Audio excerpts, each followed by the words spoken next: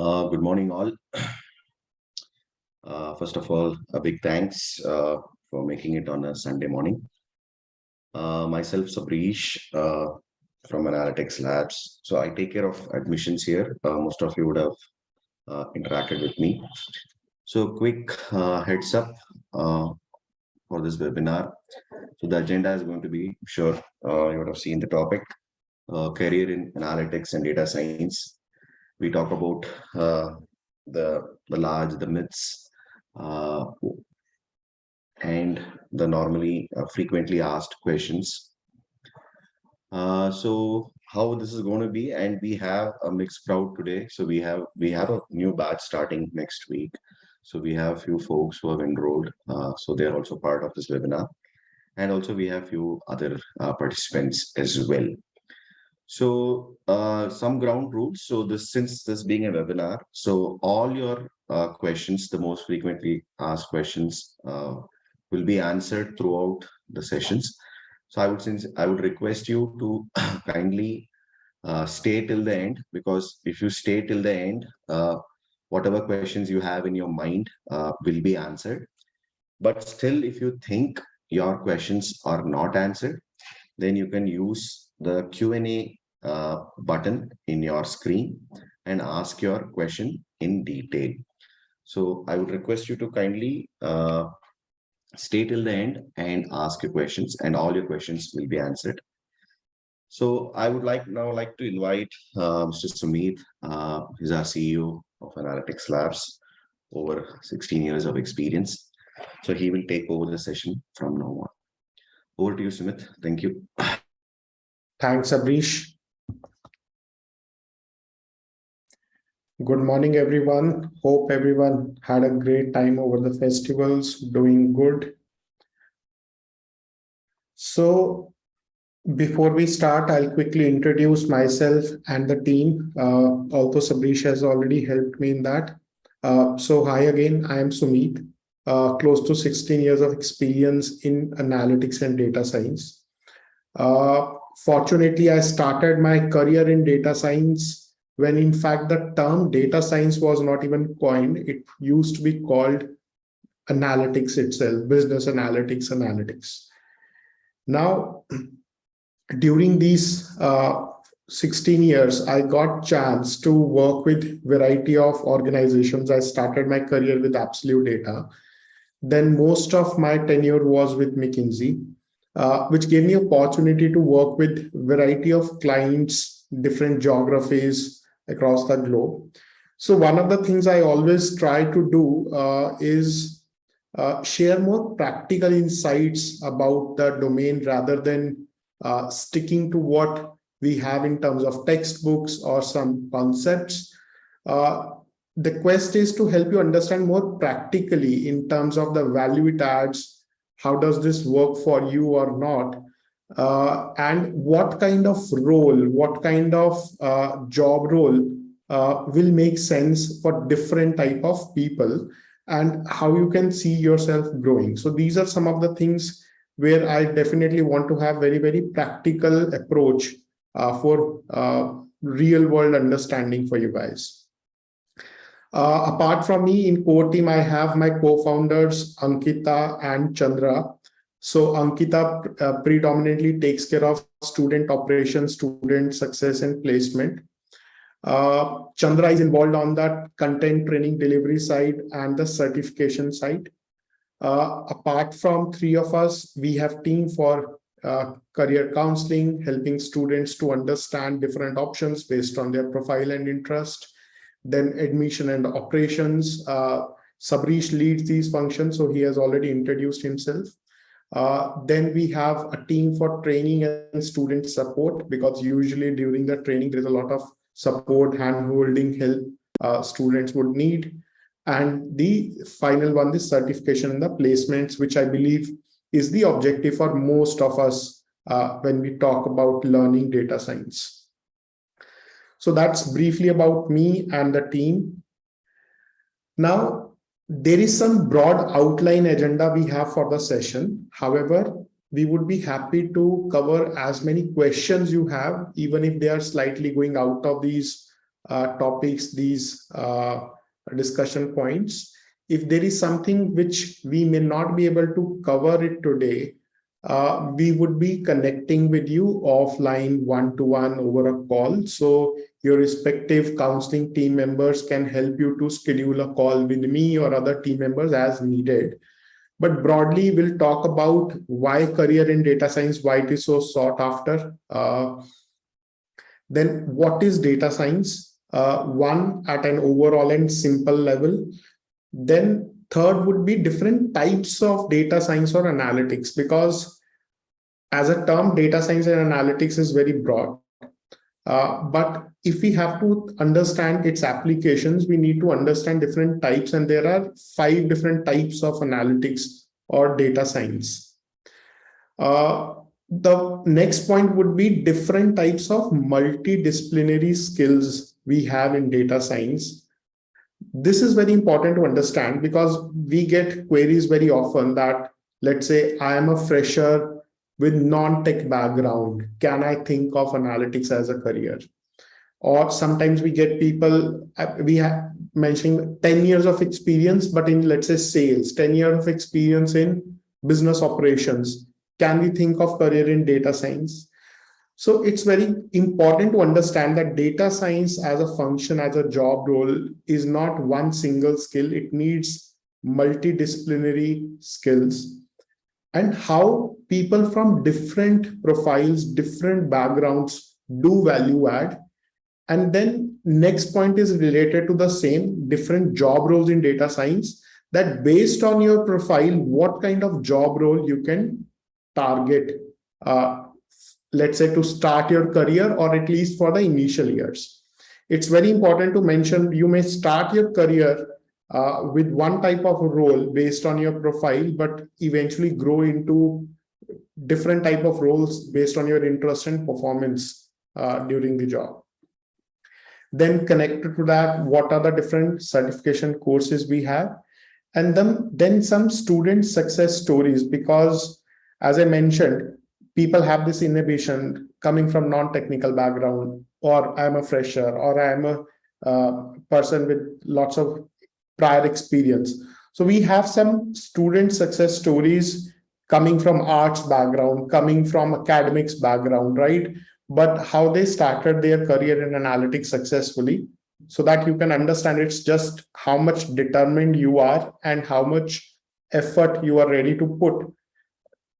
The profile and background doesn't matter these days so much. If you know the right path to take and you have the right guidance on during that path.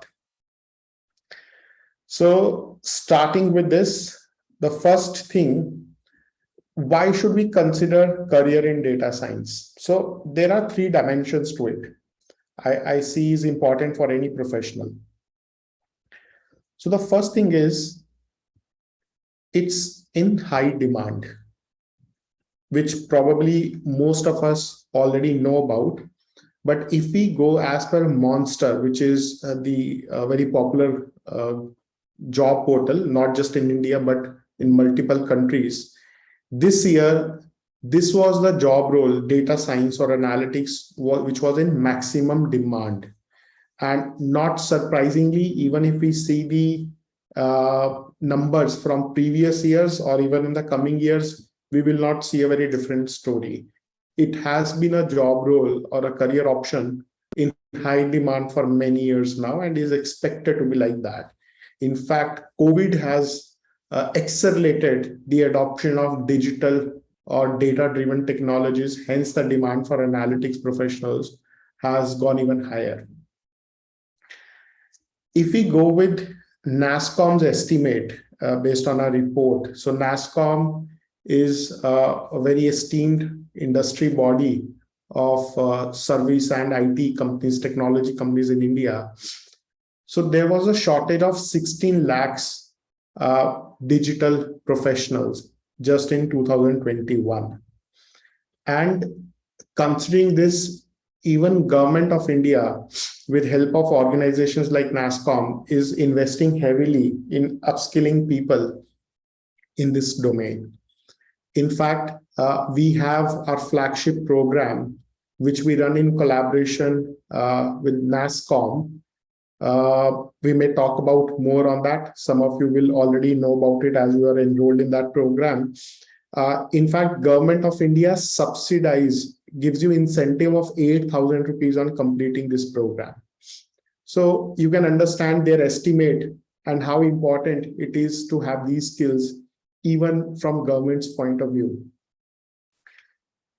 Talking about the median starting salary, this is one area where we have seen huge jump. In fact, in 2022, I do not have the exact number for this year, but if we look at the number from last year, 2021, the median salary has been 4.7 lakhs per annum for a fresher.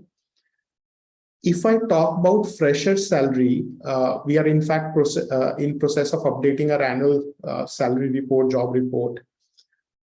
We have seen this number to be higher. My sense is this number is higher this year. So for a fresher or when you're beginning your career, there are not many fields which will offer a starting salary approaching 5 lakh rupees per annum. But that's not just about it. Because sometimes what may happen, you have career option, you start your career with high salary, but the growth in coming years or the learning in coming years may not be very satisfactory. We get often get this question that even in digital analytics, digital marketing or some other skills we can learn, the salaries are good to begin with. But a very important point which I want to talk about is the growth, and that's a second dimension when you evaluate any career option. That it's not that when you're starting your career, the salaries are higher or there is very high demand, but even over the years, analytics professionals command on average 30% premium in salary versus other IT or IT enabled job roles. So this has been the case at least for last 5 years now. If we talk about growth over the years, as per Analytics India Magazine's 2022 report, you are likely to grow 10x in next six years of your career when you're starting your job, let's say even at a salary package of this much. In 6 years, you can approach up to, let's say, 50 lakh rupees of package or above 40 lakh rupees of package. That's a kind of growth analytics has been offering. In fact, this year, the salary packages for tenured professionals, they were going up to 75 lakh rupees per annum. Of course, this is not for beginners, but when I say tenured, people in the, let's say, bracket of 5 to 10 years of experience or so, this is the kind of salary analytics or data science offers in today's time. And this is something which is extremely important because now the salary is directly proportional to the value you are adding to the organization you're working for, or overall value you are adding, let's say even to the community, society, because eventually the value you are adding to your organization has to translate to the value that organization is adding to the community or let's say overall society. The third dimension is exactly talking about that part. In terms of the exciting job roles, how exciting they are, because one of the studies says for job satisfaction, it is not just how much salary are you making, but over the years, how much value add do you have? How much interesting is your work? That's going to be very important.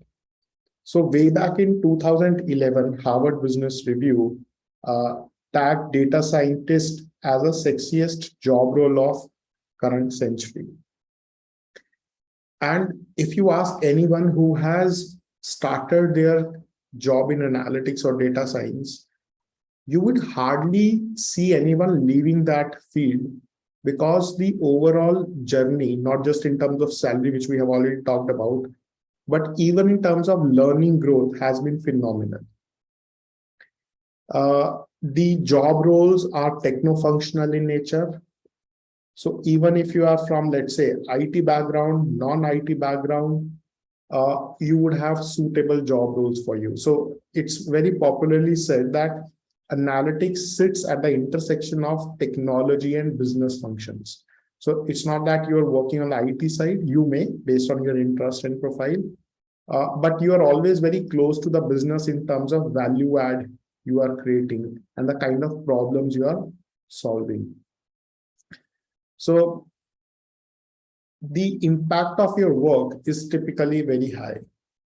Let's say, even when you're working with a company, which is, let's say you're working with a credit card company, and your analysis is helping people to pay their credit card bills on time. Let's say you are using analysis to figure out that what could be the triggers where people are defaulting and how people can be made to pay their bills on time without delays, to understand user behavior around it. Or your work is related to credit card fraud, that how can you minimize a credit card fraud which is happening on online transactions.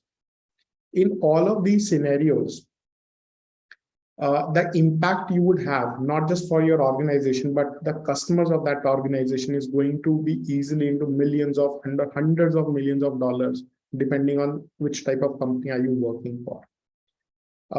There is no field which is not touched by data science these days. During COVID times, it was a record speed with which vaccines came out. Otherwise, the development of vaccines used to be a very, very long time. So definitely AI and data science has a role to play there. Even if you talk about some of the world's largest organizations these days, the backbone of those organizations is data science. Whether you talk about Amazons of the world, you talk about Uber, Ola of the world, or you talk about companies like Tesla, where it is just changing how cars work, or our automobile industry is working for almost a century now. That is all driven by a data science engine at the back, which is powering all these outcomes. So overall, if career in analytics is on your mind, and you think of your starting salary or the demand or growth over the years, and most importantly, at least to me, this is the most important thing, how satisfying is your work profile, because you're talking about opting a career where you would be spending, let's say, 10, 20, 30 years, right? Is this a field where you can see yourself growing? Is it interesting enough? Would you have enough learning opportunities over the years? Would you have satisfaction of creating an impact with your work? So all those fronts, data science is definitely one of the best options you would have in the current world.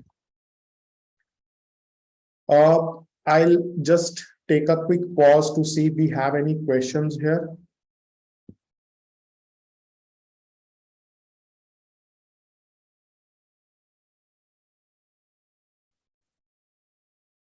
Okay. So Neha, there is one question which I'm answering as of now from Neha.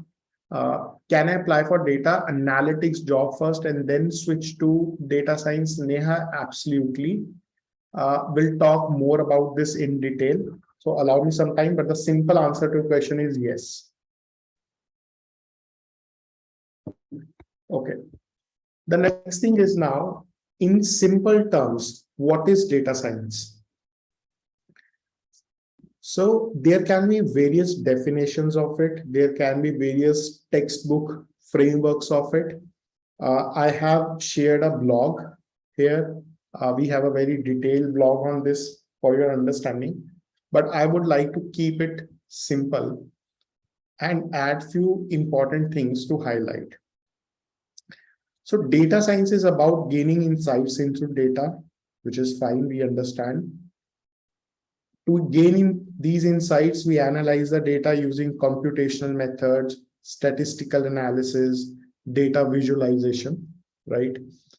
However, it's very important to understand that all of this, when we do, we have to do this to drive smart business decisions. The work which you do should be connected to the value add or the problem you are trying to solve for your organization, for your company, right, for your team. Because many times people get carried away with fancy techniques, tools, without realizing that the main objective to do any of this is to solve a problem or to answer a business question. So currently I'm working with one of the India's prominent private banks for their senior team members training. Even there, one of the challenge which they talk about is that when people are working on analytics or leveraging analytics, they don't think about uh, what problem are they trying to solve, or they are not thinking enough about it, that do they really need very complex analysis, or sometimes a simple analytics based approach can answer that problem. So always keep in mind, this is the end objective which must be met, and only to do this objective, we do the analysis on our data using various methods. And complexity of analysis does not mean high value add.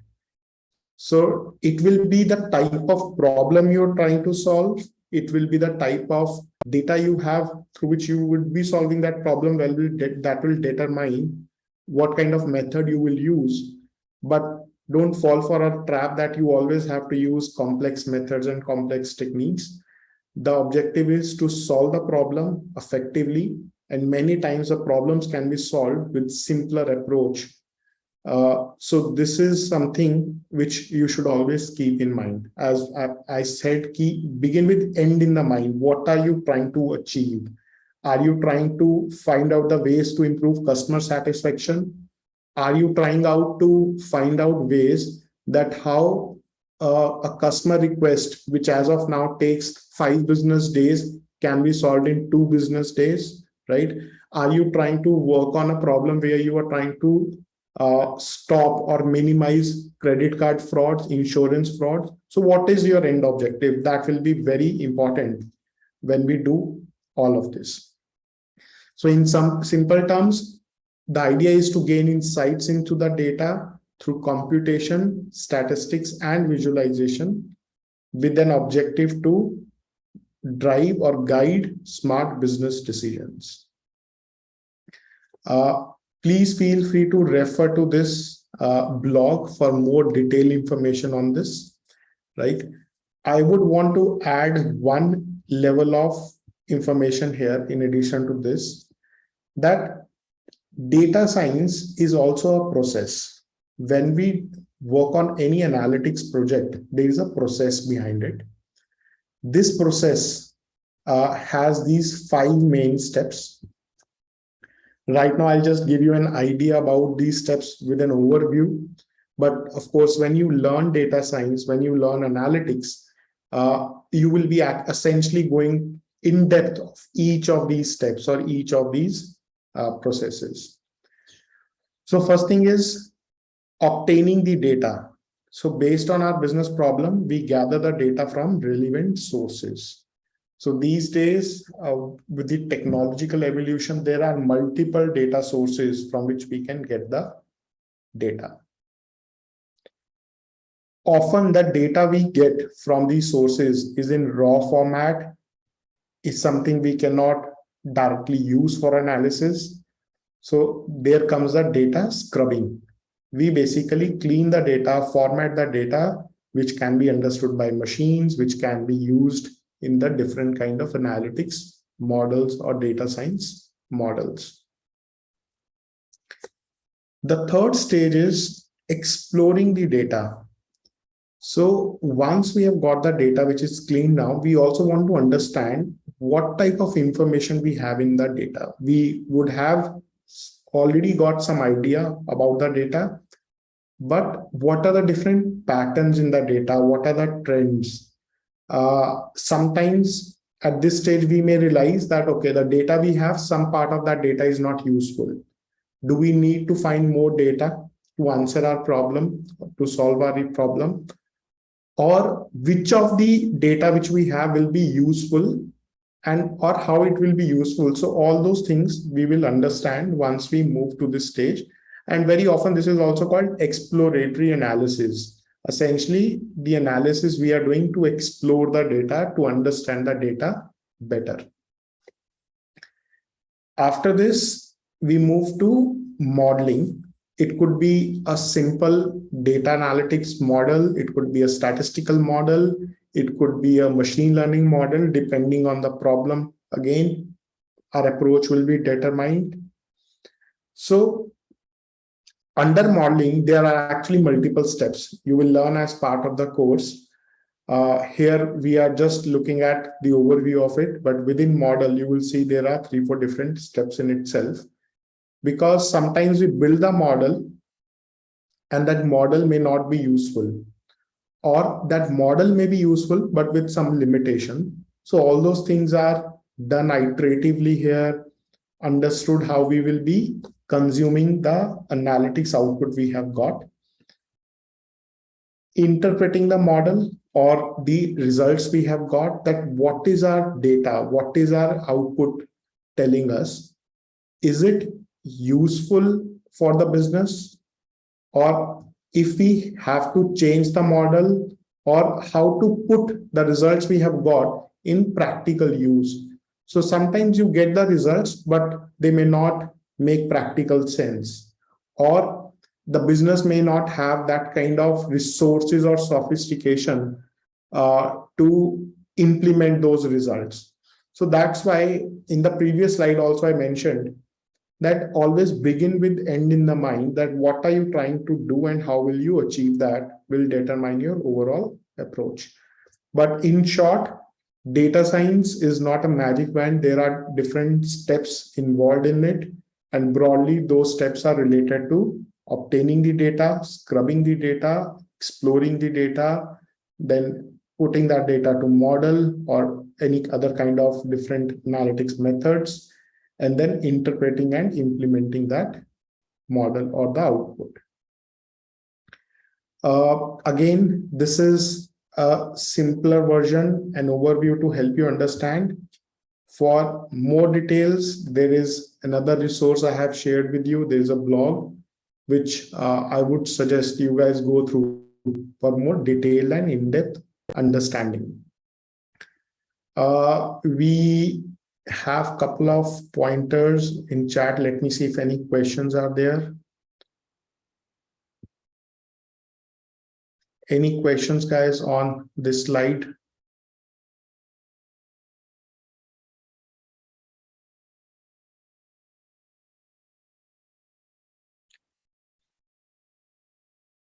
Okay, so there are some questions which are on the individual profiles, which would be automatically answered in most of the cases as we proceed forward. I would request right now, if we can have the questions related to the points we are discussing. Rest of the questions we will be taking up as we move across different sections during the webinar.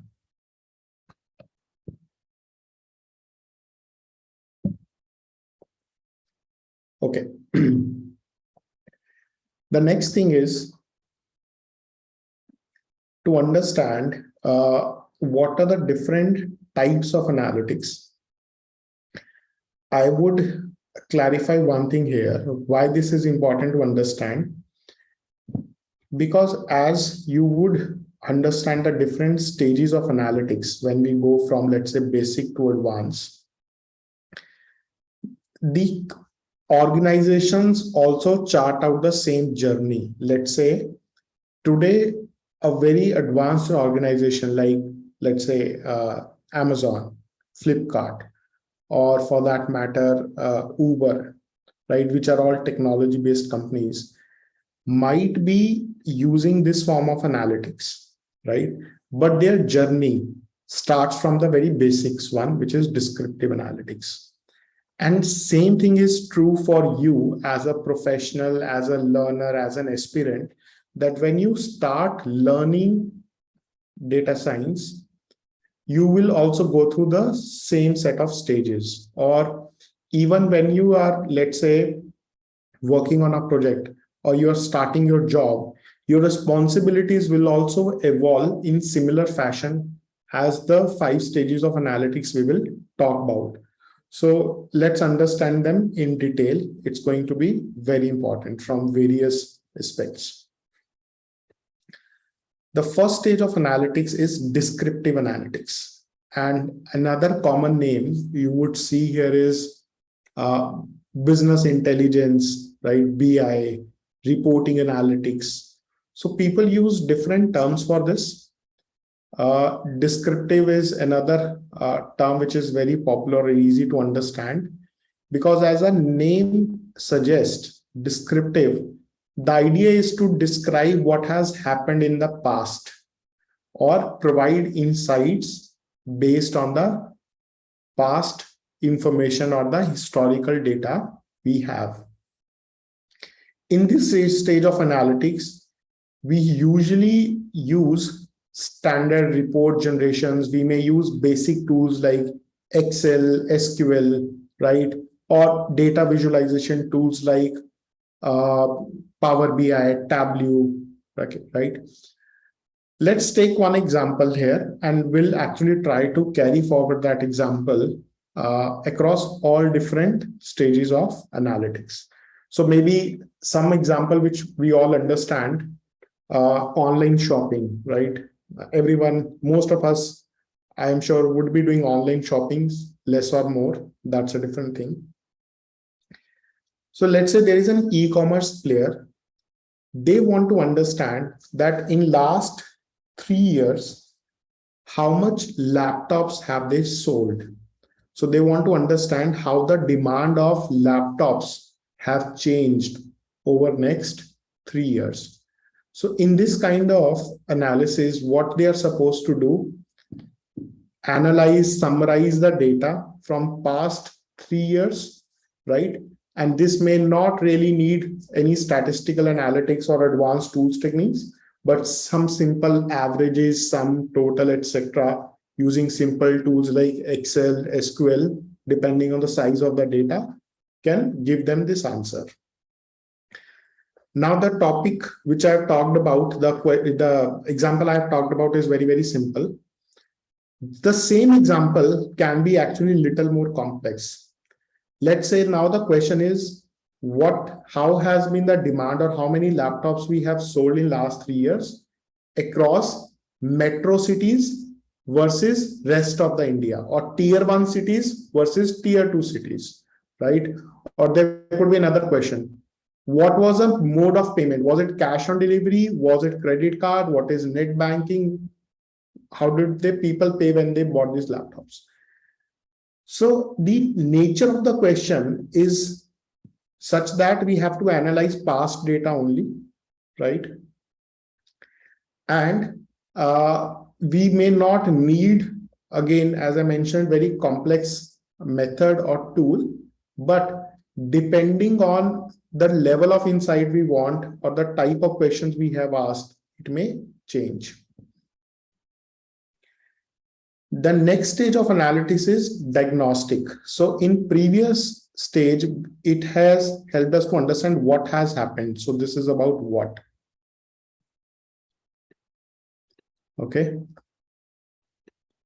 This is why it has happened. So we get to know that the demand of laptops have increased over last 3 years. Okay. And the increase is higher. The, let's say, growth in demand is higher for tier 2 cities versus tier 1 cities. And now we might want to understand why. So let's say the sales has been increasing, decreasing, or anything which is happening, which is a trend which is changing. When we want to understand why it has happened, that form of analytics is called diagnostic analytics. So it essentially examines the past cause or the past set of results. When we move to this stage of analytics, it is possible we will start using some basic statistical analysis and methods. Although our tools may still remain same, or even if we are, let's say, introducing tools like Python, R, etc. here, the usage of that will be still in simpler manner and with basic statistical analytics, or even there is a possibility that at this stage also you may not use any statistical analysis. So you may or may not use it. The next stage of analytics is what could happen next, right? So as the name suggests, predictive, we are trying to predict what will happen next. So needless to say, the value add of this kind of analytics is much higher, right? Because like humans, even when businesses know what is likely to happen, they can plan things accordingly. Now, let's say the demand for laptop was likely to increase more in the coming year, and business does not have enough sources to buy those laptops to supply, right? They do not have even supply partners. So it will be a loss for the business that there is a demand from customers, but they are not able to fulfill, or vice versa. If the prediction says that fourth year, the demand is going to go slow or reduce, right? But the business is maintaining similar type of supply chain, right? Then it will be again a loss for them because they have laptops in the stock, but people are not buying them. So it's going to be a situation, and this kind of situation for any large business means a lot of money, a lot of value. Hence, you can understand that predictive analytics onward, the value add of data science and analytics is extremely high for any business. Now, by the time we move to predictive analytics, we often start using more sophisticated tools like R and Python, right? Here we may use statistical analysis or machine learning, one of those, right? In these times, it's mostly machine learning, right? Again, within machine learning, there are very simple methods also, and there are complex methods also. But the point here is the level of analytics here becomes sophisticated, and we start using advanced tools and techniques to answer these kind of questions. And the value add of these questions or the output is also very high for any business or any organization. No wonder the skills, if you have these kind of skills, you are also paid a lot more versus just the basic analytic skills. So what has happened, why it has happened, what could happen next? The next stage of analytics is when your analytics models, your analytics engines are intelligent enough to also suggest what should you do. And trust me, we are exposed to this kind of analytics day in, day out, all of us. So what should you do, right? What should be done? What is the best course of action? So in this kind of analytics, the model is not just telling you what will happen, it is also telling you what should we do based on what is going to happen. Slightly different example, Google Maps. So to reach from point A to point B, there can be 5 different routes, which one we should take. So map is intelligent enough to optimize and pick up the best route. Can you think of any example from your day-to-day life where prescriptive analytics is working in the back end? And trust me, there are multiple examples. Most of the stuff we do, one or the other way, we are exposed to prescriptive analytics.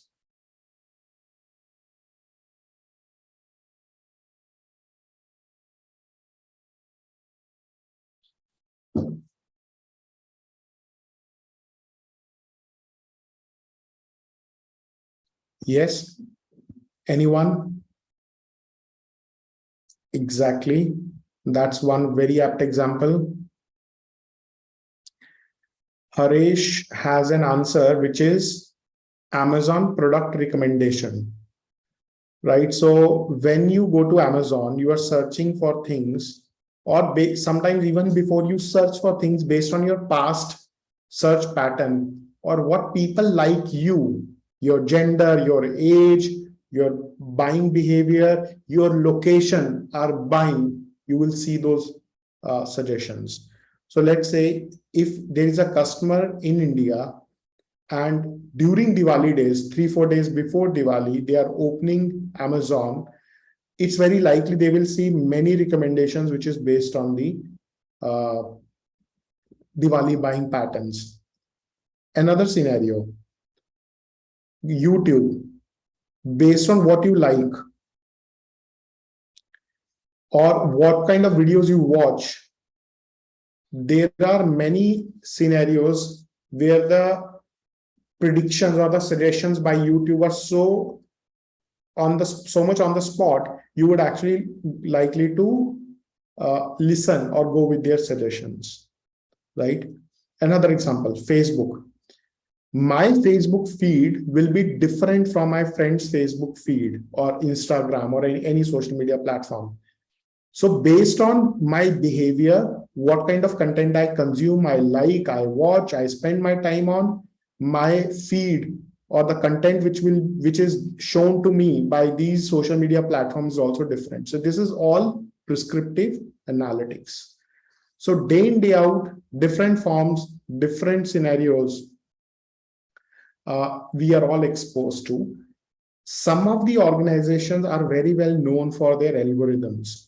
So, for example, Netflix, the algorithm Netflix has, where it shows that it actually shows the percentage that you're like 90% likely to like this content. You have 60% likelihood to like this video. So based on your past behavior pattern, it is assigning a probability that what is a probability you will like it. So Netflix recommendation is actually very well known for. And my experiences over the years, even YouTube's suggestions, right, is very good. So let's say if I listen to songs of one particular genre, the playlist sometimes YouTube's automatically suggest they're actually very good. I don't mind playing them because they are very close to the songs I like, or most of the songs which I like are included in that playlist. So that's how these days these engines are working so accurately.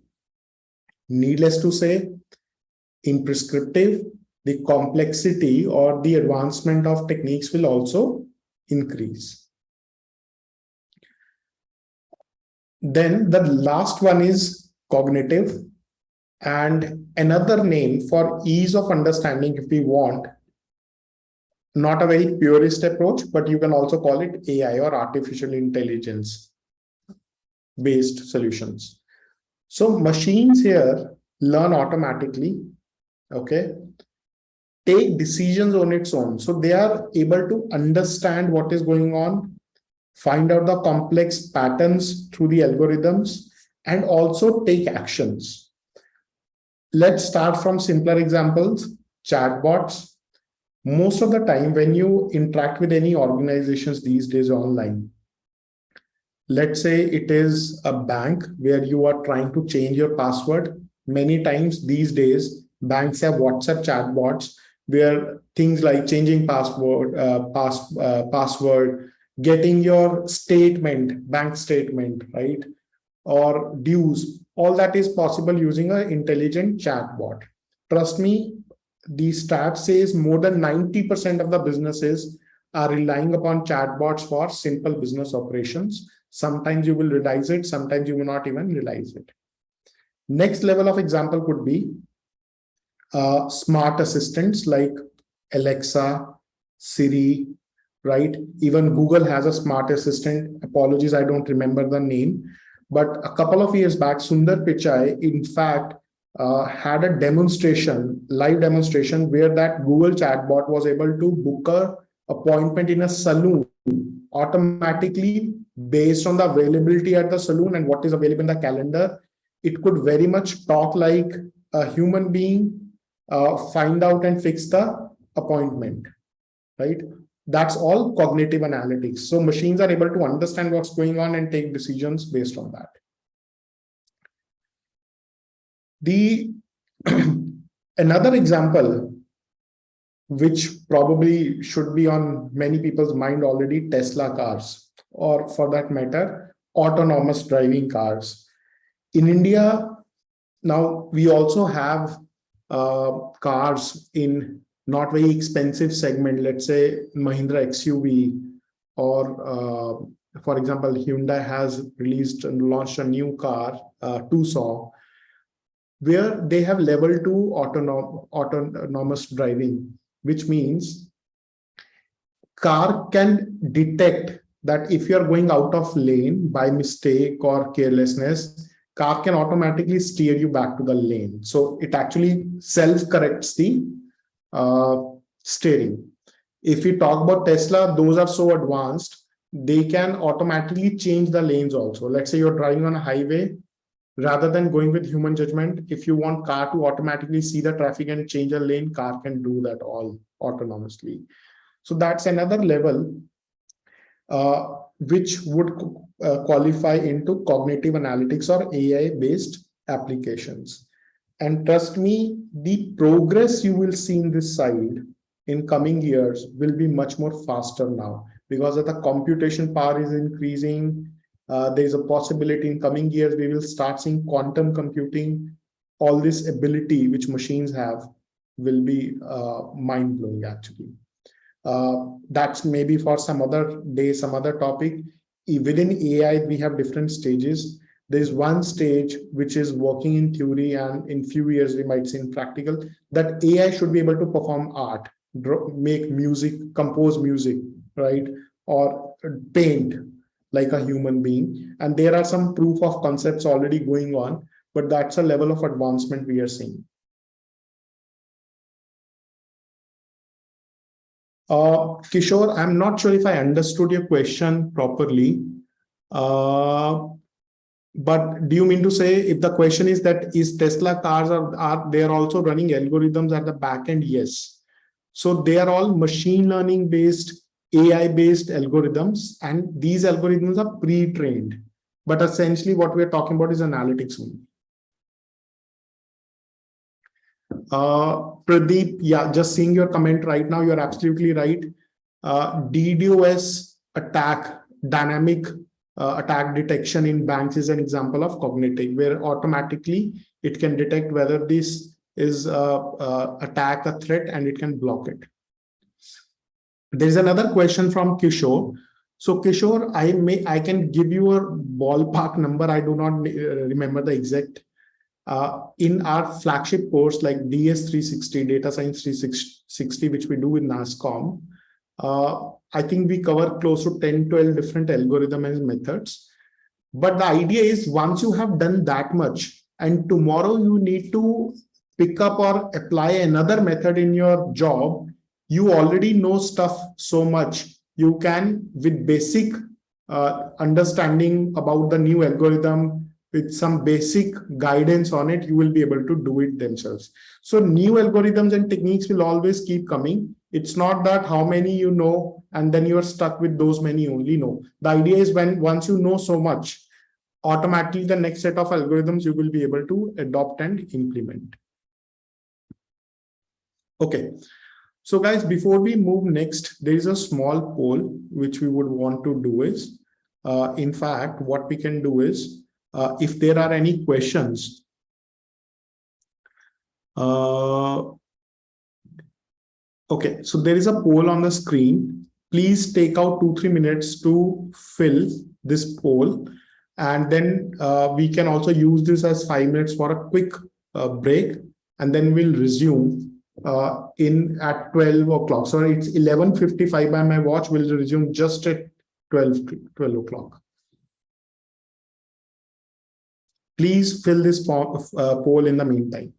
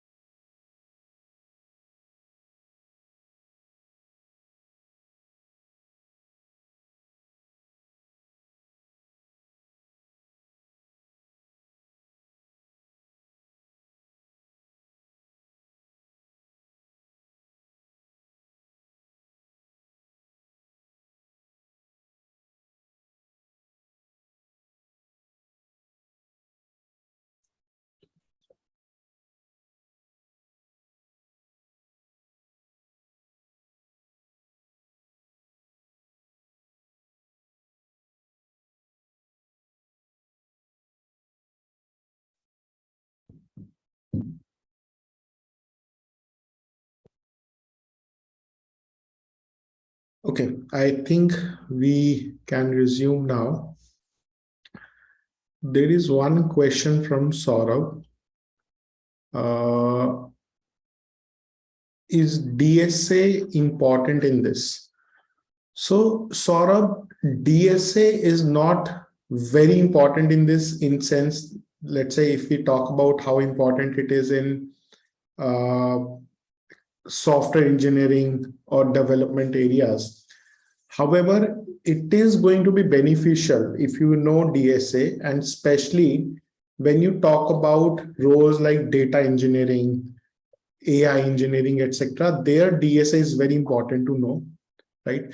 As a data scientist, it's not mandatory. I know many people working in industry, they do not really understand DSA. And guys, sorry, for everyone's benefit, DSA is data structure algorithms.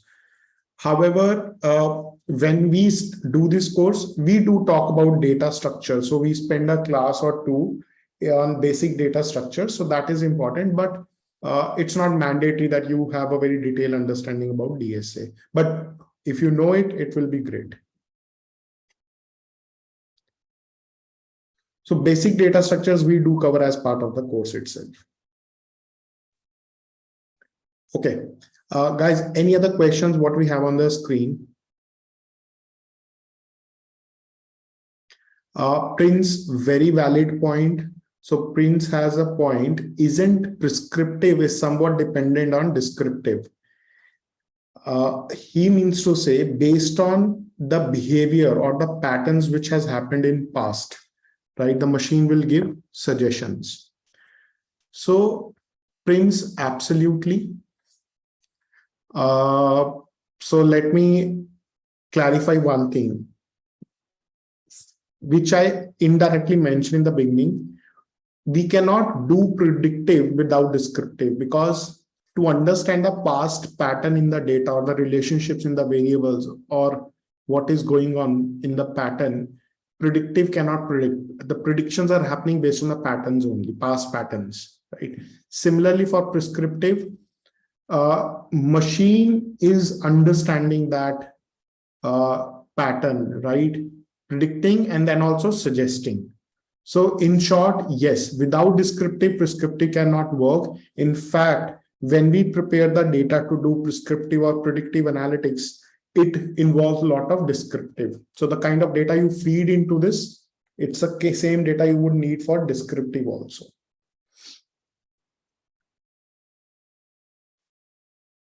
Pankaj, even if you were not very bright or let's say the best student when it comes to maths in the school, you can still do it well now, because it's not like same amount of mathematics or statistics you need to know which we did in school, because many times in school we used to get into theorems and a lot of theory. Here it is more about why do we need it, where do we apply it, and how do we interpret it, right?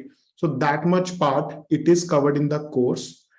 In fact, a lot of this is given in the pre-learning itself, right? So we have many students who are not coming from maths background, or let's say they studied maths 10 years back, 15 years back, but they're still able to do fairly well or good in these courses, because you need maths, but it's not in the same shape or the how it was taught in our school days.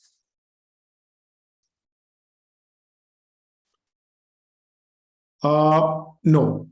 Is competitive programming important for problem solving in analytics? No. This is there may not be any correlation between two, in fact.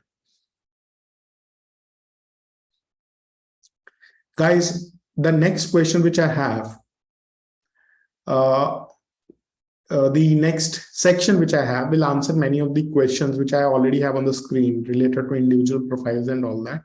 Give me some time. There's one quick question from Neha. Do we need aptitude test for the interview preparation? Yes, we need aptitude test. We'll guide you with it. Many companies do basic aptitude test, written test, MCQ based aptitude test. So this is something you need, and we would be also including as part of our interview preparation when you help with this. So I'll talk more about our interview preparation, and there are actually things we do to give you exact same experience or make you go through the exact same pressure you go through while doing the actual job interviews. Okay. So first thing to remember, data science, as I mentioned earlier, is a multidisciplinary skills. So there are three pillars of it. One is domain, or you may call it as business skills. The other is analytic skills, right? So business skills or domain, you may call it analytic skills, and the technological skills or technology skills. So why do we need business skills or domain understanding? As I said, we are doing analytics to solve a business problem, right? So if we do some analytics and businesses cannot implement, or that analytics professional is, let's say, a fresher with 1 year of experience, 0 years of experience, maybe very good with analytics, right? She or he they are very good in data mining, visualization, or doing these kind of things, but they do not understand what are some of the practical business challenges. How do we implement this analysis in the business? I remember I had about 3 years of experience at that time. I did some analysis. I am still very proud of what I did at that time. That analytics was very good. The output was like very, very interesting. When we presented that to the client listened to that very patiently, right? But then client, at that time, to my shock, and later years, I know it was a very important learning, mentioned that practically we cannot implement what you are suggesting, and these are the XYZ reasons why it cannot be implemented. So let's say you are doing analysis to improve sales. You are doing analytics to improve customer satisfaction, right? You cannot fully succeed without understanding the business context behind it. Let's say how sales process works, what are the different challenges they face. When you talk about customer satisfaction, you might need to take input from the customer facing team, which talks to those customers day in, day out. So for any analytics projects, this becomes very important that you have someone who can bring in the domain expertise, bring in the business inputs, how the project will be implemented, have that clarity, and how business will be driving the value based on the insights or the analysis we have got. Needless to say, we definitely need people with analytic skills who can do data mining, data visualization, statistical analysis, predictive modeling. They can do advanced algorithms, prescriptive, predictive, cognitive models, right? That is needed. But for these guys to able to do this, we also need people who ensure that data is available from different sources in the required format. Hence, you will need people who play technology skills and ensuring that the technology pieces of the puzzle are well in place, right? And how the data will become available for the analysis. And after the analysis has been completed, how it will be fed into the business will be all technology driven. So all things are dependent upon each other. Let's say, again, talking about technology, let's say you have come up with the fraud detection model that people who are carrying out these kind of insurance claims, these claims are likely to be fraud, and it has to be implemented in your application. Insurance company has an application which runs on their website or on their app through which people apply for the insurance claim. Within that application, a fraud detection algorithm has to be implemented. There again, you would need people with technology background or technology skills, right? So what does this essentially mean? Depending upon who you are, what kind of education background you have, technical or non-technical, there is a role for you. Let's talk about someone who is a fresher or 0 to 2 years, 0 to 1 year of experience coming from non-engineering background, non-technical background. They may first begin their career, right, with these skills, right, and may start with the role as a data analyst, as a business analyst, as a junior data scientist, etc. Right?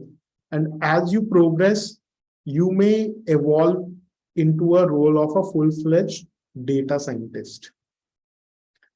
Similarly, someone who is coming from, let's say, IT background, few years of experience in software engineering, development experience, etc., you may start your career with data engineering, data architect, or ML ops type of roles, right? And depending on if you have interest to move towards, let's say, leadership roles or again data scientist roles, all that is going to be possible. Because many times we get candidates, let's say they are coming with IT experience uh, of 10 years, and 10 years they have done software development. Now, in those cases, it might be difficult to directly start as a data scientist or a pure data scientist role. However, your success will be much higher as a data engineer, at least to begin with. Sometimes we get people, and in fact, these days, for last 2 years, maximum job openings we are getting, companies are looking for data engineers, and there is a severe shortage of actually data engineer candidates across the industry. Friday also I had a call with Thursday I had a call with an organization. They are looking for 40 data engineers, and right now they are struggling to recruit them. In fact, early part of this year, sometime in May, we did a batch for one of the very well-known analytics service provider, very large one. They wanted to recruit 60 data engineers. We could hardly help them to recruit 30 data engineers. That's a kind of shortage on this side, right? So don't blindly go with any role or the role which you think is sounding fancy. Understand about those roles more. I'll talk about more about these roles in some time. But right now, the point is, coming from different background, education and experience, there are different roles to focus on when you're starting your career, where the chances of success are going to be very, very high. Similarly, let's say you are a professional with 10 years of experience in banking or in sales, right? I have seen these candidates coming to us that XYZ Institute tell them they can become a data scientist.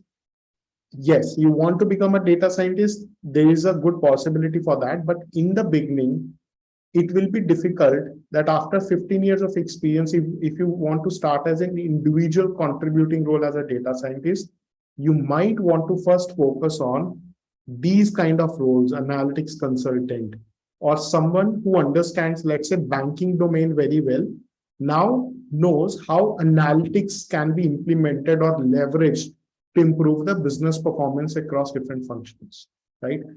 So depending upon if you are coming with experience or no experience, technical experience or functional experience or business experience, there are various roles for each of you. And in the beginning, it is important to approach those roles rather than going after a role where the chances are lower in comparison to roles which are more suitable or has higher affinity for you to get selected, right? And trust me, once you have experience in data science, in let's say analytics for 10 years, 15 years, 5 years, then it is easier for you to choose what you want to do. So for example, I know people who prefer that they want to stick to this kind of role, right? They don't want leadership or managerial roles. I also know people who are, let's say, studied with us 5, 7, 6 years back, right? They have moved to this kind of role. We also know people who, let's say, already studied with us after good experience of close to 10 years or so. Now they are playing analytics leadership roles. And some people are from that background also. They are, if they want, they can opt for a leadership role, but they don't want, they enjoy being hardcore hands-on data scientist, right? So in short, variety of options. It is not just one thing, whether you are from IT background, non-IT background, or you are a fresher, or you are someone with experience. All kind of profiles do bring value to the table, and accordingly, you will choose your path and your journey and pick up a role which is best suited for you. I hope this makes sense, because I see some different questions here coming from, let's say, psychology background, maths background, all that doesn't matter. So just let's say someone is coming from BCom background, right? Or MA in physics and all that, and has no experience. You can very comfortably focus on this side, right? And start your career in analytics.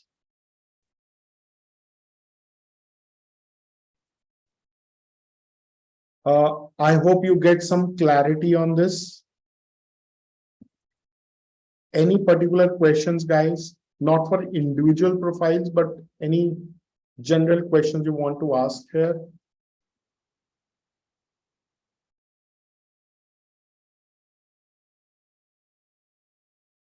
Okay. Now, another interesting question which came up in this session also and usually comes up. One second. Yeah, they are okay.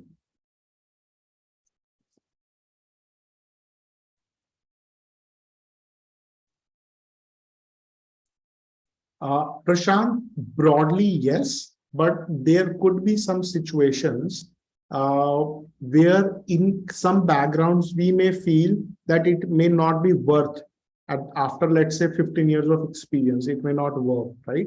So that's why one-to-one discussion with the counseling team will help. So Sushil, for example, regarding your question, 10 years of experience in business operations, right? Now, business operations is one of the areas where analytics is used very effectively. Let's say whether we talk about customer operations, right? Whether we talk about, let's say, business process management. I have also seen companies which were inherently BPM companies, business process management companies or operations companies, but over last 4 or 5 years successfully became analytics driven companies. Hence, there are professionals there who came from the BPM background, but successfully switched to the analytics background.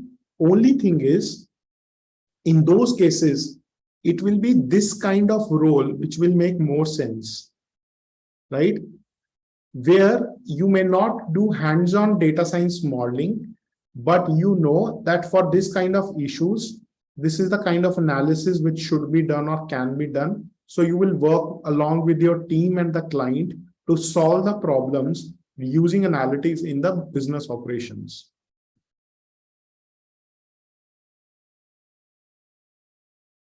So there is a question from Vilas. So in data science, there is a specific term, right? In fact, biotech engineering, for example, a lot of companies these days are using data science for life sciences. So I'll give you an example. For example, there is a company, Extria, right? I do not know about the current situation, but for last many years, I have seen a lot of clients they serve. They were serving in the domain of pharma and life sciences. Similarly, that is true for, there is another company where I have also worked in past, ZS Associates, right? A lot of work they do is for life sciences and pharma clients. Similarly, WNS, many clients they serve, they have actually, many of these large companies have a dedicated wing for life sciences. So yes, it will be one of the areas where you bring in the knowledge of pharma or domain sector and using analytics, right, to serve those particular set of clients. So it's pretty much okay if you're coming from life sciences, biotech background, you can pursue analytics as your career. In fact, for many years, clinical trials, like I understand it's not exactly life sciences or biotech, but has been using statistical analysis for long years. So similarly, pharma companies or the consulting or service companies which are serving to pharma or life sciences companies do have roles for analytics and data science professionals. In fact, they have dedicated data science teams for life sciences. There is a question from Nanthini. See, data science is not the topmost role, but is high in demand. It is among many other roles. So we will be talking about all important job roles. You will get more clarity on it. No role is bad, especially when you are beginning your career. Then based on your interest and growth, you can switch from data science to data engineer also. I have seen people doing that, and from data engineer to data science also, and from data analyst to data scientist also. So if I talk about my career, I moved from data analyst to data science, right? But to answer your question completely, allow me some time. I have a slide particularly focusing on that.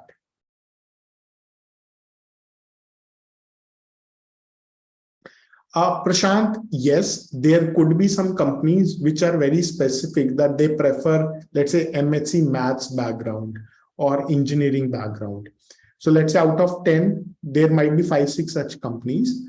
But over the years, now we have seen many organizations, at least 50-60% of the organizations, which are open to people coming from MCA background, BCA background, BSc background. It's just that in the beginning, you might start as a data analyst, not as a data scientist, right? And you may not always get the role which you desire for to begin your career, but at later stage, you would definitely have those options. So since many questions are revolving around it, guys, give me a couple of minutes. I actually want to spend good amount of time on that particular section.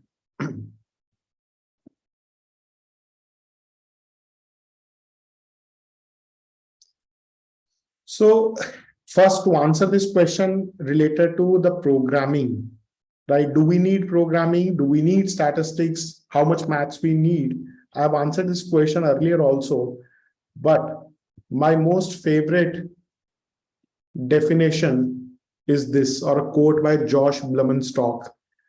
A data scientist is someone who knows more statistics than a computer scientist and more computer science than a statistician. So sounds funny, but what does it mean? Neither you have to learn mathematics or statistics like a statistician, that you are getting into the theorems and axioms of it. No, that's not the objective. Idea is, do you understand enough that at what stage what is applied and why, and how do you interpret it? So application and interpretation, that's it. So for example, I never liked statistics during my school, nor my engineering days. However, in analytics, statistics is something I absolutely love, because the way things were taught in school or in academic years were very different than how we see them now. The focus now is application and interpretation. It makes it very interesting and simple to understand when we know why we are doing certain things. Similarly, you may not know computer science or programming like a computer scientist. Okay. For example, I know Python, but Python is a very vast language. For example, YouTube, I think is built on Python. There are many applications built on Python. I can't do any of that, right?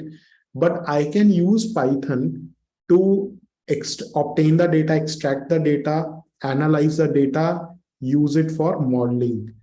Why? Because when we learn these languages for data science or analytics applications, we are learning a limited part of it. And there are special libraries for it where you do not need a lot of coding or intensive coding. There are simple commands to do certain things. And many of these commands will feel like you're typing English language. Let's say you're typing an SMS using short English language sentences, right? So don't be afraid of any of these, because how you have seen or perceived them so far, it's different when you actually do with more application oriented mindset. I talked about student success stories. So we have many students coming from non tech background, even forget about commerce background, coming from arts background, and they did very well. Right. So it's more of a mental block for most of us. If we try to learn things systematically with proper guidance, trust me, it's not like you are learning Java or Python for software development. So in short, the same thing which we talked about in previous slide, a data scientist knows some statistics, some programming, can coach or work with the teams based on the business inputs, can explain the output to a client or internal or external client, right? And data science at the same time is not a pure science. There is a lot of art, because you do not just apply the techniques or the statistical methods, right? You combine them based on your business understanding and business judgment. Many things in analytics you will do will be combining your judgment, that what is making sense and what is not making sense, how should we approach it. Because trust me, if we go completely based on what maths or the Python will tell us, it will not make sense to business at all. So we use these things, but at end of the day, as I said in the beginning, to solve some business problems, to answer some business questions, where a lot of soft science and soft skills will come into picture. Okay, coming to the very a much awaited section.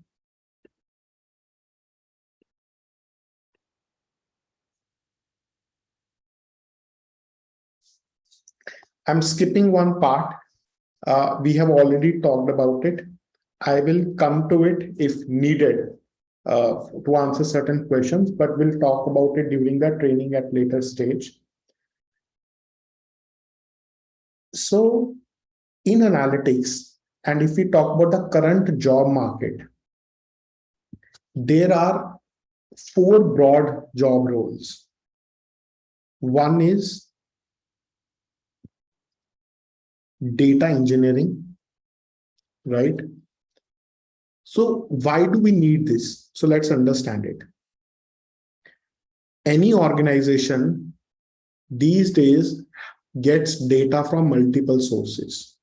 So they get data from social media, they get data from their internal sales systems, customer relationship management systems, right? So let's take an example of Starbucks. So Starbucks would be getting the data from all their different stores, right? Starbucks might also be getting data from apps like Zomato, Swiggy, because many people might be using these apps to order from Starbucks. Starbucks may, in some countries, may have its own applications or loyalty programs, and orders may come from their website. That's also one source of data. Starbucks might also have some customer service team, right? Then there is a lot of activity related to any of these brands on social media, right? So Starbucks has multiple sources from which the data is coming. Let's take now a little more complex example. All what I have talked about is true even when you talk about a bank, but in case of bank, now they may have data coming from even more sources. Let's say they are WhatsApp chatbot that is also giving data to them. If I move to insurance company, all that what I am talking about bank is true, but insurance company may also have some smart devices for their health insurance products, that if someone is wearing those smart devices, right, based on the health monitoring, they will give them some concession in their next premium. In many countries, insurance companies have started doing it. So in short, any business these days get data from multiple sources, and sometimes this data is structured. Let's say the transactions which can be stored as a table format, that is your structure. But if someone is chatting on WhatsApp, writing comments on social media, speech data, they're talking to the call centers, right? That is all unstructured data. So you need someone, or you need a team which can capture all this data,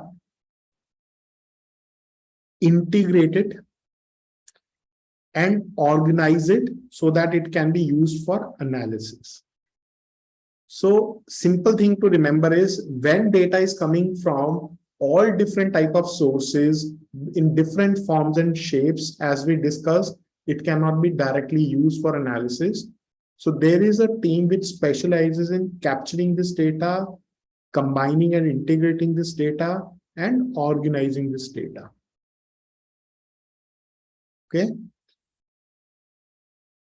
So that it can be used or consumed for analysis.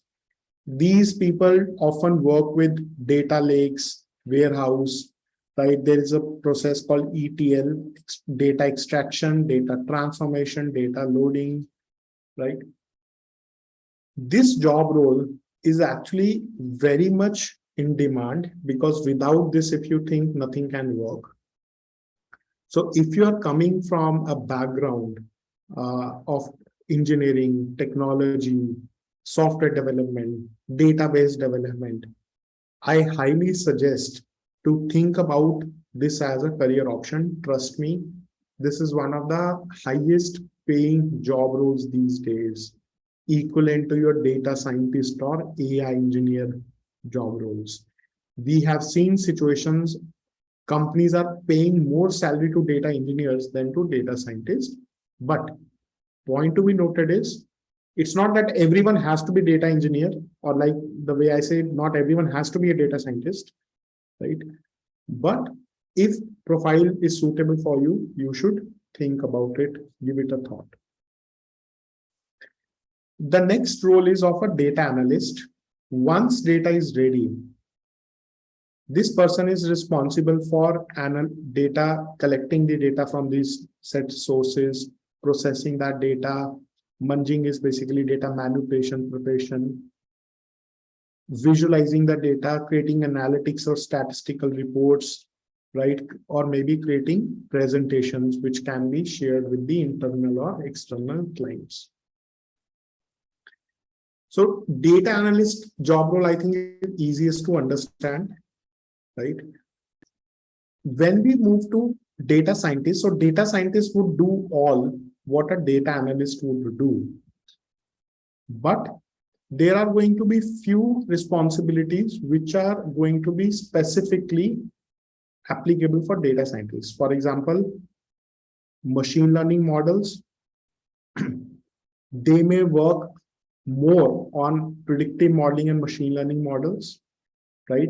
They may work on text data also, natural language processing, which a data analyst is unlikely to work. So these two job roles have a lot of overlap, and sometimes you will get a designation of data analyst, but your work will have some responsibilities of data scientist also. And the funny thing is, sometimes we see candidates are hired as data scientists, but for first 1 or 2 years, they are just working on this, right? Or companies are coming to us to hire data analysts, but during the interview, they are also testing for these skills, because they know eventually either the organization needs or the person will have to grow in a role where all this is also important, right? So I'll come back to this particular point here, but let me throw some more light on this job role. Now, AI specialist is someone who understands data science fairly well, who understands what a data scientist is doing, right? It is also possible in past an AI engineer or AI specialist was a data scientist or a data analyst, but now their main responsibility is the models which data scientist has built or the insights which we have they got. Now, how do they implement them at scale? So let's say we build a model, pricing model, that how will customer will be charged when they book a cab. So data scientist had built a model, data analyst and data scientist collectively built a model that how will customers, how much they will be charged when they book a cab.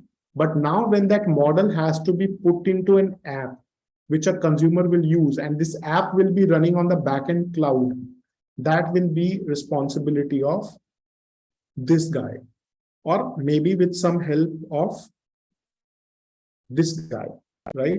So AI specialist is responsible for implementing the solutions, the data science solutions on scale, on cloud, which you and me use. When I'm talking about YouTube prescriptive analytics of recommendation and suggestions, right? A data scientist would have built that algorithm where that suggestions will come up. But now that algorithm has to come into the YouTube app. That will be the role of this guy, right? So what this guy has done, how do we implement them and build a product, a solution or an app out of it, and implement that at scale where millions of people will use with the backend infrastructure of cloud computing, is the role of this guy. Having said that, I am again going to repeat this point.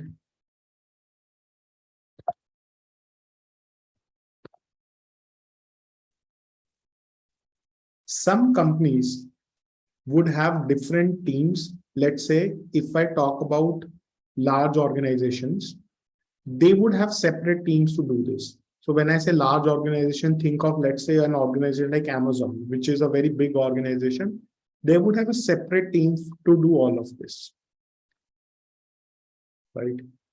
If I talk about a small service provider, let's say Absolute Data, relatively small, not small, but relatively small, or Fractal Analytics, it's possible same person might be playing both the roles, or there might be an overlap between both the roles.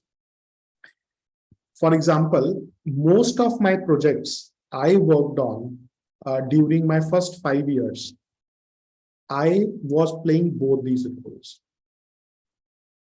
right? So designations are not important. That's why I had mentioned job roles. What is the job description of that designation is important. I tell that to my all students that when you're applying for a job, don't look at just the designation, read the job description. What is it about? As I mentioned, sometimes you're hired as data analyst, but you are working as data scientist or vice versa. Or sometimes companies are hiring for data analyst, but they know they would prefer a candidate who can also work on machine learning and can move into the role of data scientist in next 6 months, 1 year or so. So depending on organization, sometimes you will have a lot of fungibility between these roles. And there was one particular project I worked in 2012 for an e-commerce client, a very large e-commerce client, where I was playing the role of all these three guys, right? I was having responsibility on the data engineering side because that client was so big. They had 2,000 different data tables. So playing through their data lake, extracting data from multiple tables, making it available for the analysis, sometimes doing simple analysis and sometimes doing advanced analytics. All that part was needed in that project. And in fact, I learned some part of data engineering during that project. Before that, I had very limited idea about data engineering. So what I mean to say, when you are starting your career, especially as I mentioned, people coming from engineering, tech, development, software background, you might want to consider this kind of role. For most of the others, even if you are from non-technical background, this is the job role you might want to target. Okay. Even if you are initially hired as data analyst, a lot of companies would give preference to the candidates who can also do this, because in the beginning, your designation may not be data scientist, but eventually you will be progressing towards data science with more experience and tenure, right? So we have courses mapped to all different job roles. So at AnalytixLabs, we have a very clear-cut objective that what we are trying to do has to be mapped with an industry outcome to a job role. So for example, one of the basic or intermediate courses we have is Business Analytics 360, which will prepare you for the role of data analyst or business analyst. By the way, when I say business analyst, I do not mean the business analyst in an IT industry, but in analytics industry, right? Then for most of the people, the flagship course which we have, which covers both the job roles, Data Science 360, that is covering the Business Analytics 360. So whatever you learn in Business Analytics 360 is covered there, and plus some of these additional skills which are highly in demand these days are there additionally, right? Then we also have a postgraduate program in data science, which is meant for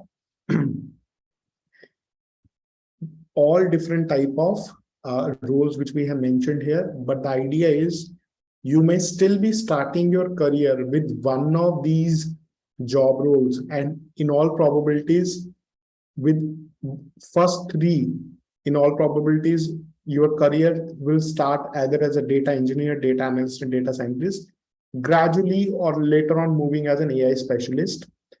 There are some people who are already having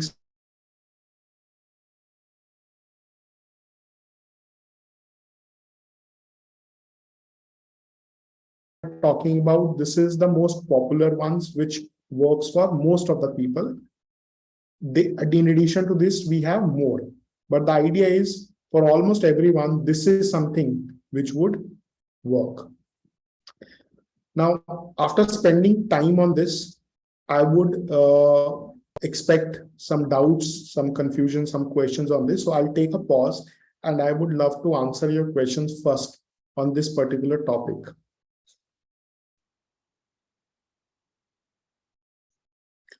So guys, feel free to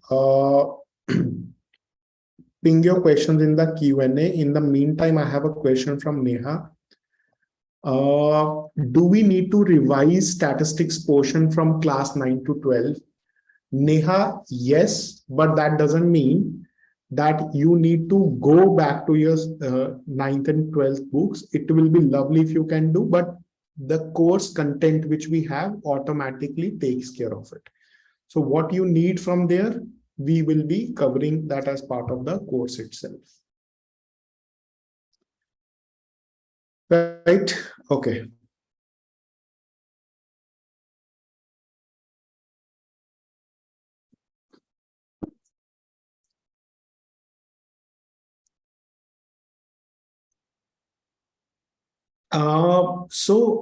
For machine learning, we do discuss some basic linear algebra, which you would need in the class, right? For machine learning, it is needed, and that is also again covered as part of your pre-learning, right? So there's a question from Prashant about fintech industry in data science. Prashant, good question, and trust me, the applications of data science in fintech is phenomenal. Let me tell you this with a couple of examples. I will not name any company as of now because there are some companies we work with. Uh, there are some companies where students are placed, right? But two different examples. One is where there is a peer-to-peer lending happening, right? These platforms are not popular in India as of now, but let's say people like you and me, there are thousands or hundreds of thousands such people on that platform, and I have 50,000 rupees spare for next 3 months, and I want to use those 50,000 to get some return, right? So in peer-to-peer lending, what will happen is someone who needs, let's say, 5 lakh rupees. So all the people will be pooling in some money, and that 5 lakh rupees will be loaned to this guy. But is that guy trustworthy, credit worthy? To him this loan can be given? Okay. And if that loan has to be given, what will be the interest rate? All that is function of data science. So how much risk you have and how much interest you will charge comes from data science. Another example on similar lines, microfinance. So there are companies in India also which offer you microfinance loans. Let's say loan of 10,000, 15,000. Diwali is coming, you had some extra expense, you want to borrow 20,000 rupees, right? Now, whether you can get that 20,000 rupees in 2 days or in 2 minutes, that matters a lot these days. So these microfinance companies, which are fintech based, their job is to make that happen in 2 minutes. How does that work? If you have subscribed to any such platform, they would have access to your SMS, right? So what they are doing is they are analyzing your SMS data, which will tell them how much, if you're salaried or not, how much salary is coming in your account. Because these days, whenever you do any transaction, you get a SMS from the bank, whether the money is deposited, whether the money is taken out. So these companies will be analyzing the SMS and figure out that how much you get on monthly basis, how much you spend. Can they give you 20,000 rupees loan without any security, right? All they are doing is using NLP from data science, natural language processing, to analyze that SMS and understand your profile and the credit worthiness. So that's all data science. Now there is another company which is now these days very much in news, Bharat Pay, right? What it does, to different merchants, shopkeepers and all that, they have QR code through which people can take payment. Now, how much money a shop is making on day-to-day basis, on monthly basis, using all that data, they give loan to this shopkeeper, right? Now, in all these three cases, if you see what I have talked about, analyzing the data to understand the pattern, right? And how much money uh, can this person be trusted in terms of loan and the paying capacity of that person. So some simple examples of fintech, but all they are using is data science and NLP to come up with the solution. So similar to this, there are numerous examples in fintech where data science is being used, from language models to your credit risk models and all that. I hope you get some idea with this. There's a question from Sanam regarding placement assistance. I'll talk about it. I'll come to this in a little while. No, Janvi, it's not like that.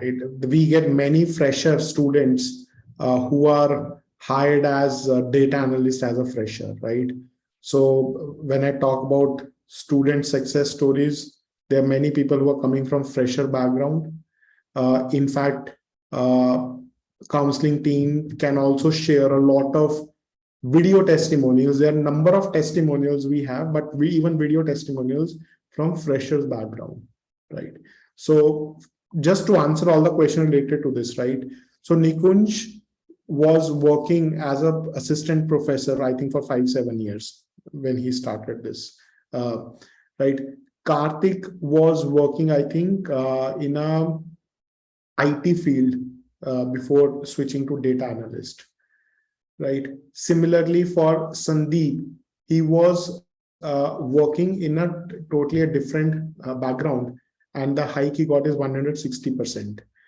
Archish, he has worked as a data analyst also, data scientist also. Right now, he's focusing on data engineering. Comes from BA honors background, right? Arts background.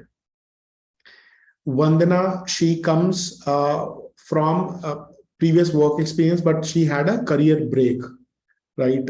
If I remember correctly, she had a career break before she resumed her career. Sarthak coming from mechanical engineering background, right? So you see not many people coming from technical IT background, different backgrounds, career breaks, right? Similarly, you would find many people in our video testimonial series coming from fresher background. So in short, especially when you want to start your career as data analyst, there is no such barrier.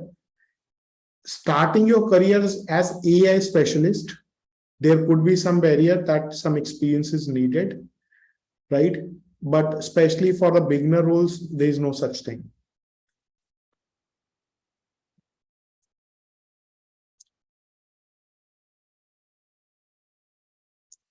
Uday, probably we should connect one-to-one offline, but I do not see any challenge. For your knowledge, even I am from mechanical engineering background.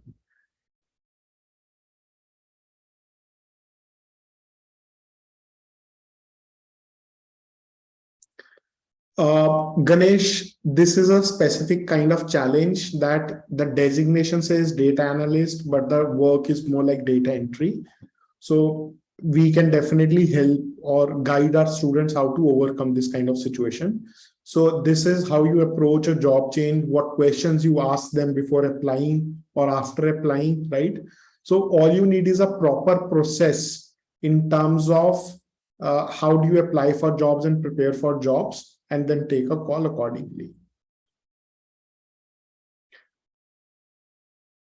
Aman, if the gap can be justified, shouldn't be a problem. Some of the examples which I talked about in the previous one, we had candidates even with 4 or 5 years of gap, right? 7 years of gap. Amit, in RPA, there is a specific stream, intelligent robotic process automation, process automation, right? IPA, right? So that needs a lot of data science applications. Although I am not the best person to talk about it, I have limited understanding of RPA, but with our clients, some of our clients, we have seen using both RPA and data science, and now moving to IPA, which is intelligent process automation. So that needs data science. Prashant, reasons I have already told you. Software engineers are switching because of better growth and interesting job profiles. Yeah, Sushil, when you talk about fraud detection, let's say it's in loan, in case of insurance and all that, a lot of these things do need data science, right? If I am understanding, you're talking about the same fraud detection, so it would help in it. In fact, some of the case studies we have, they revolve around this thing, the growth, let's say the default, the loan default, the fraud detection, and etc. We have case studies in that domain also.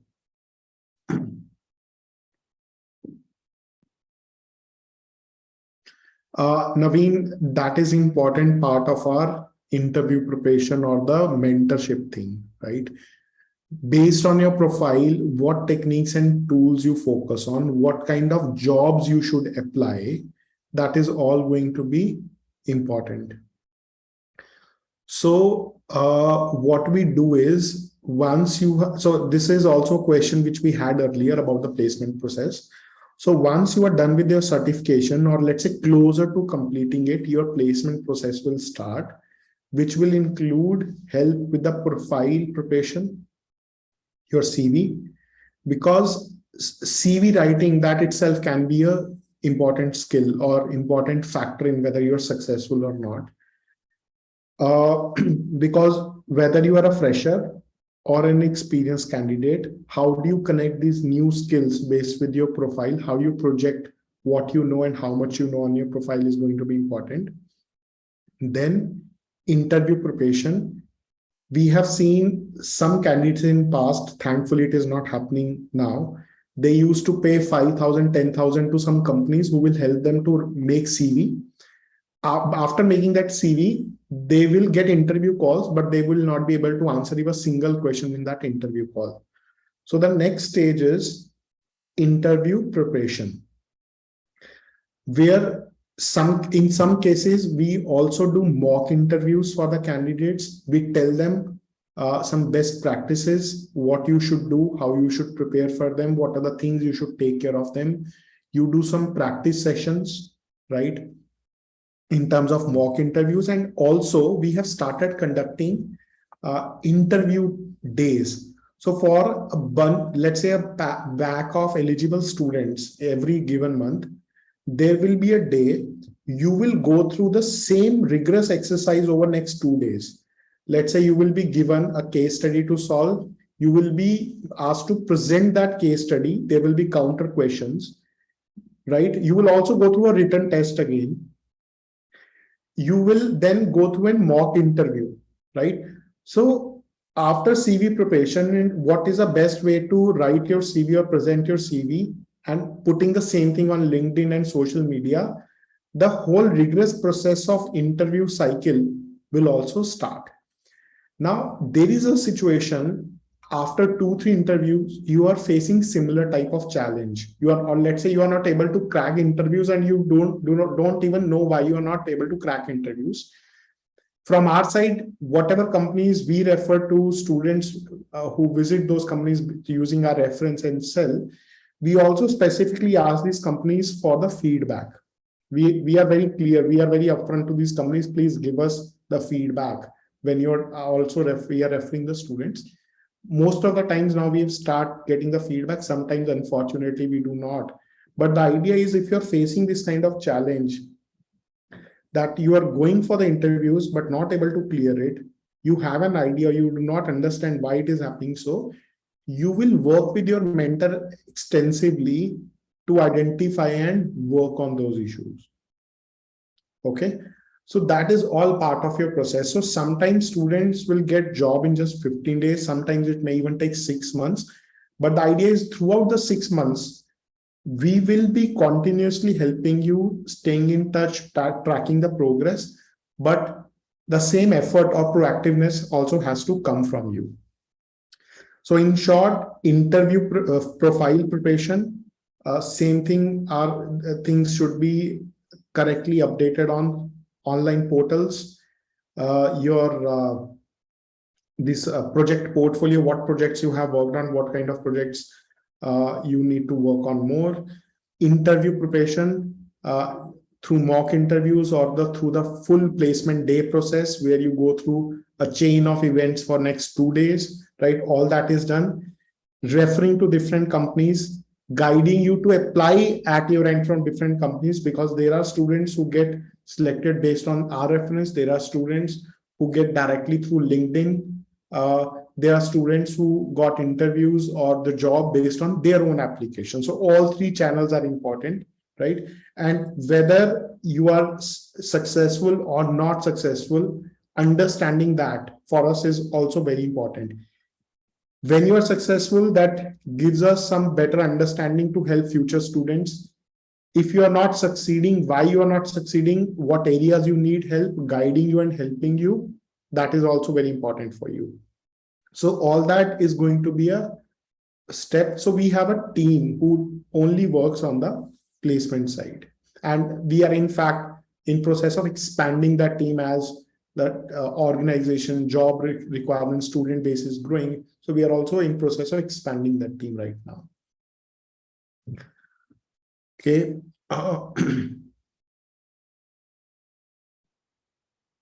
Chandan, this is a question you should discuss one-to-one offline. Sometimes students take break, sometimes they do it along with your job. If your job allows you some time to work on and learn, that's better to do it. But let's say if you want to take break, then you have to calculate few things, that how comfortable you are to stay without job for 6 months, let's say, right? Do you have some responsibilities or commitments where it will be a situation, if you do not have job for certain amount of time, it will be a problem. So in short, it's not mandatory to take break if you're already working. Many students do all this while they are in job and then make a transition. Some students decide that they want to quit their current job and then pursue it. But in those cases, you should evaluate things in detail and discuss with the counseling team one-to-one.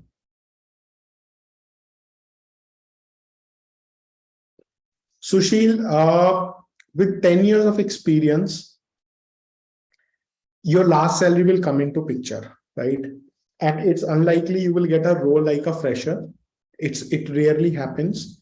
Worst case scenario is you might be getting same or similar salary what you are getting, but generally, given the salaries for 10 years professional in analytics, we do not see that you are getting any salary cut, right? Very few cases it may happen that someone who already has 5-10 years of experience, now when they are switching, they are considered as a fresher and there is a salary cut. That's very unlikely to happen. And that's where the mentorship comes into picture, that how do we connect your past experience with the new skills so that there is a value add, and the things you have learned, that domain understanding you have got in past, right? They are not dropped. You get the benefit out of this. Yes, we have a separate data engineering course. Team can share the details with it. Although all our learning tracks, the extensive learning tracks these days do have some data engineering components automatically built in. Okay. Now I have a question related to AI AI ML. So guys, AI ML is just an extension of your predictive analytics, advanced analytics, because if you remember what I talked about in the beginning, when you move to predictive analytics, typically you would need machine learning based methods, right? And when you move to prescriptive and cognitive analytics, it needs AI. Okay. So depending on which course you pursue, you would be covering those topics. So in our Data Science 360, which is in collaboration NASCOM, this thing is more, the machine learning is very well covered, extensively covered, right? Because when we do predictive modeling, it can be done with statistical analysis, but these days with the advancement and how industry has changed, it works with machine learning. And similarly, another important area, text mining. Trust me, whether a candidate knows text mining or not can make a lot of difference in the hiring prospect and the salary of that candidate. So machine learning, NLP is going to be covered in Data Science 360. And in this course, you will also get an fundamental or introductory understanding of AI as well. And after this, if you feel or you want to pursue AI based programs we have, you can very well do that. In fact, many of our students, after completing DS 360, come back to us in due course of time to learn these programs. However, if you are someone who is coming from, let's say, computer science background, IT background, we also have courses which are into applied AI or AI engineering. You can directly start with these courses. Those courses or those details is not discussed in this session, but feel free to reach out to the counseling team members. They can share the detail of those courses, because for most of the people, the suggested learning track is Data Science 360. If someone wants to go with very basic one, then Business Analytics 360, right? Or postgraduate program. The other AI-based programs works for people who are coming from com science background or technical background already with good exposure, right?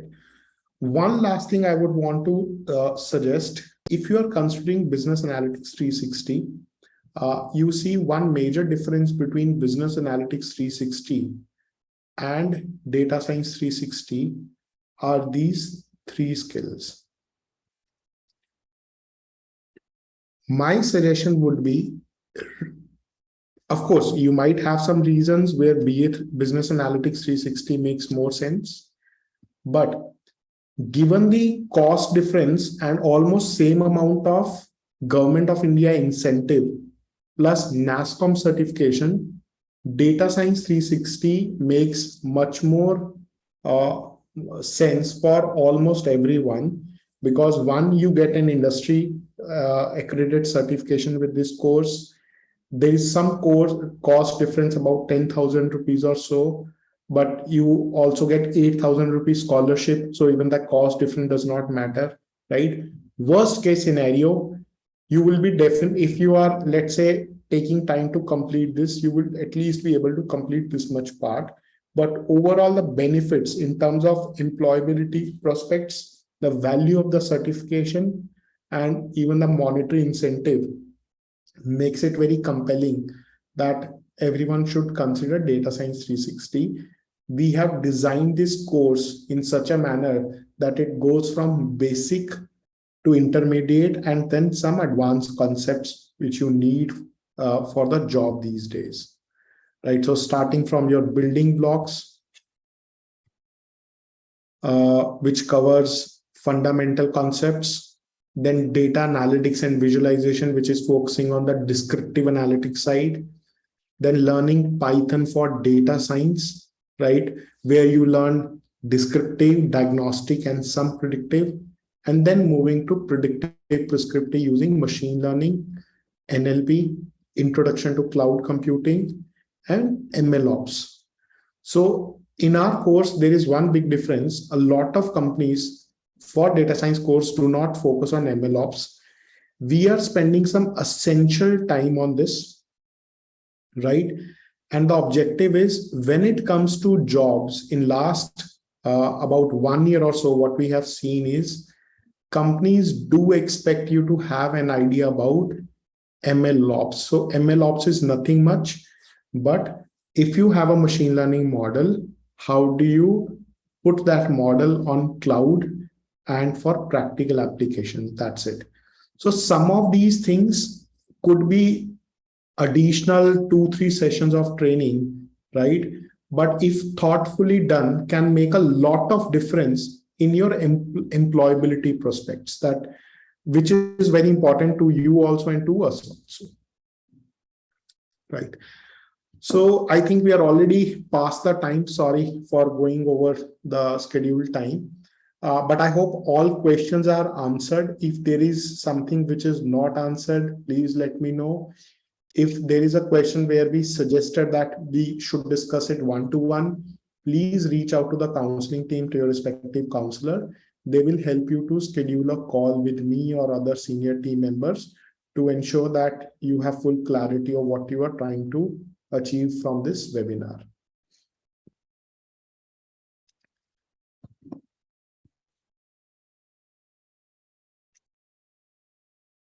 Prashant, not mandatory, but as you can understand, any good certification, right? One thing is, global certificate is a very loosely used term. So what do you mean by global certificate, right? So it's not something which is very well defined. So let me put it this way. Any industry accredited certificate will of course be more helpful getting the CV shortlisted. The value of certificate beyond that is limited, because then it all depends how good you are in answering the interviews. That is, how good is your understanding of the subject and how much you actually know, right? Okay, Pranay, good question. Sorry, I should have mentioned this thing. So DS360 takes about 7 months if you do everything back to back. However, we designate 7 months, 1 year. We give you 1 year to complete this course. So if you especially opt for this in blended learning mode, right, then it is up to you. You might be able to complete this course faster also, because we have a learning mode, three learning modes. One is live online, the way we are having it today, just that by default your mic is on mute. In actual classes, your mic will be unmute and you can talk to the trainer. You have offline sessions also, and you have a blended learning also, where you go through the e-learning sessions at your own end. However, you also get the live doubt sessions every weekend. So let's say based on your speed, you are consuming 2, 3, 1, 4 class, whatever number of classes you're comfortable in a week. But every Saturday, Sunday, you log into the doubts classes. So through that mode, you can complete it faster also. But in short, if you do through live classes back to back, about 7 months, but we give you 12 months to complete this course.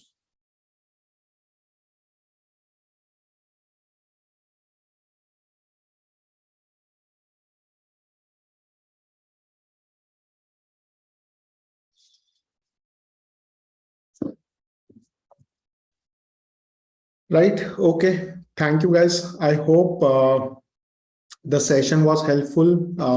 Good use of your time. It helped you to understand data science and the career options in that better.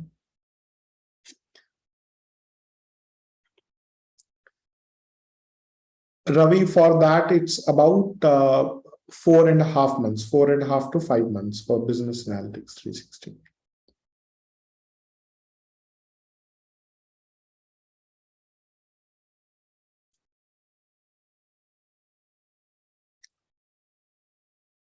Right, guys, over to you, Sabrish.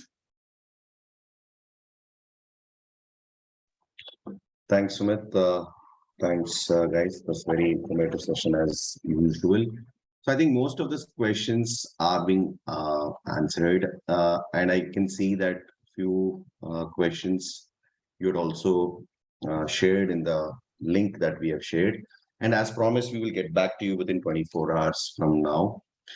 Uh, but if there is any specific general questions that you have, you can ask, or probably you can leave this session.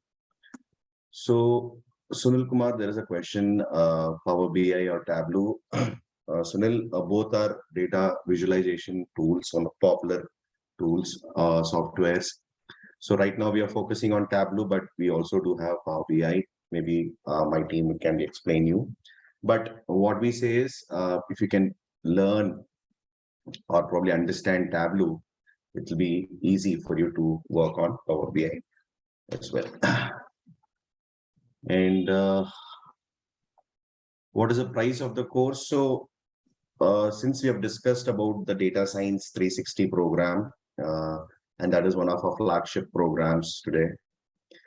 So I'll talk about that pricing. So we, as Sumit said, we have three modes of learning. So first of all, we have three centers: Gurgaon, Noida, and Bangalore. In all these three centers, we have the orthodox live classroom mode of learning. We have sessions on daily basis, weekend basis, right? And also we have, if someone not able to attend the live classroom, then they can actually opt for live interactive online, where they hook into the same session, which is happening live through our Zoom platform. So that is one mode of learning we have. And for both these modes of learning, currently we are, the course cost is 48,000 plus taxes, the GST 18%, and all the other charges like NASCOM certification costs and everything is included. So this will be 48,000 plus taxes. And for the Data Science 360 and for Business Analytics 360, it would be 38,000 plus taxes. And coming to the blended mode of learning, one of our popular modes of learning for specifically for people who are working, who wants to balance the learning and their life and the work culture. So this will be, we'll be giving you the previous live session recordings, which is the concluded ones. So the content, the faculty, everything remains the same. The advantages in this mode is plenty. So you can actually schedule your learning. You can actually fast track them in case if you want, since all the session recordings is given to you. Now you may have a question that what if I have a doubt? So we have a dedicated weekend doubt clearing sessions that do happen on every weekend between 3 p.m. to 5 p.m. IST. So there will be a faculty. So you can log in. So if let's say if you're logging in at 3 p.m., then you will be the first in the queue and you can ask all your questions and all your doubts will be clarified one-on-one via, that will be a live online Zoom session and it happens all weekends. So that's how our blended mode of learning is completely different from any other, probably our competitors, because it's just not like you're watching a YouTube video and nobody is there to support you. And these doubt clearing sessions happen every weekend. And let's say, still, if you're not able to get those answers and you are most frequent, book an appointment and meet our faculties and mentors in our centers in Gurgaon, Noida, and Bangalore. So hope that answers. What is the best Power BI Tableau? See, again, Sunil, this debate can go on. Power BI is one of Microsoft's leading tool, right, when it comes to visualization. So, and Tableau is also now acquired by Salesforce. So both are good, depending upon which company, company you're working, and what is have they have license for Power BI or Tableau. Both are equally good. So I'll just take one more point on this one, reiterating what Sabish mentioned. See, how do we look at it? The number of jobs. So if we look at the number of jobs in Tableau and Power BI, they're almost comparable as of today. And there was a time few months back, Tableau had more number of jobs, but we are expecting this situation to change. So we have made a provision where you have ability to learn both the tools, right? So depending on what batch you are and how you are, it will be discussed, and we would take care of this thing that if, let's say, at that point of time, we see more number of jobs with Power BI, you would be able to learn that too. So end outcome for us is going to be job, and we'll ensure you are learning the tool which is offering maximum number of jobs. Thanks, Sumit. So Swapnil has a question: is Business Analytics 360 available offline? Yes, it's available offline in our centers, Gurgaon, Noida, and Bangalore. Neha's question, I'll take, Sabrish. So Neha, might not be a politically best answer. When it comes to learning practical topics like data science, I'm not a big fan of books. However, we do have, based on feedback from students and practitioners in the industry, we do have some list of books which are recommended, right? In fact, there is a blog also we have on the best machine learning books and data science books. We can share that with you. Otherwise, you can connect once your training starts with us. Initially, we will not recommend you to go through the books route because it could be confusing for a beginner. Once, let's say, you have completed about 50% of the course, now you have an understanding of the subject. At that stage, we will recommend you some of the books you should go through.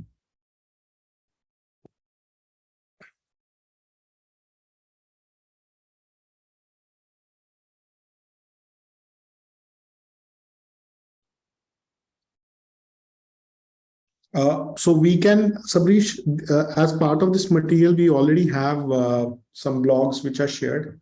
I'll also try to share a blog which is related to the books, right? And we can share with all the participants.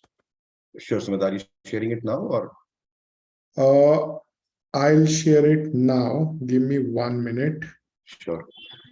I'll ping it on the chat. I think everyone can go through the chat. Yeah, they can. Yeah.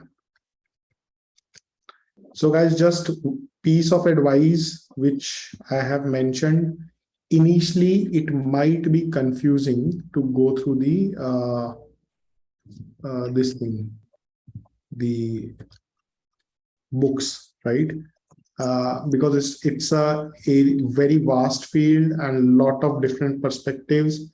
as a beginner, you may not know what makes sense, what doesn't make sense. So accordingly, you would have to handle things carefully.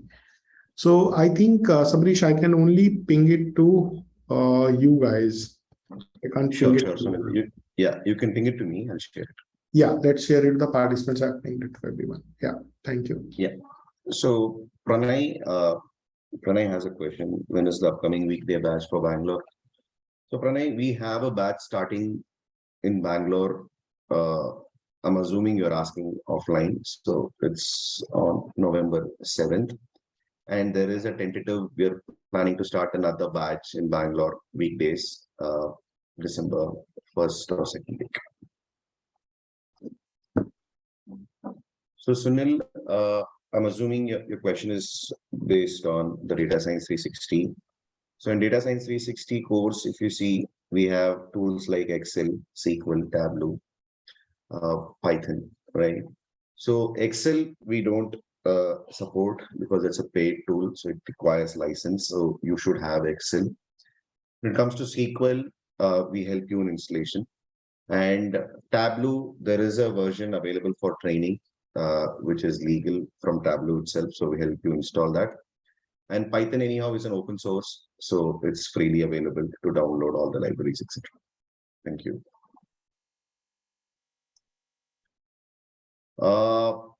Yeah, so weekend batch, we are planning to start again in that December 1st or 2nd week. The dates will be announced soon, Varun. Thank you.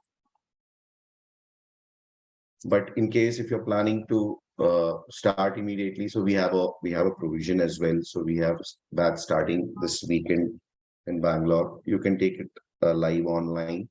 And as Sumit said, it is a 6 to 7 month program. So most students do this. So you can start with the first module, Excel, SQL, in the live online mode. And whenever we are announcing a batch in Noida for weekend, we can probably transfer you to that batch.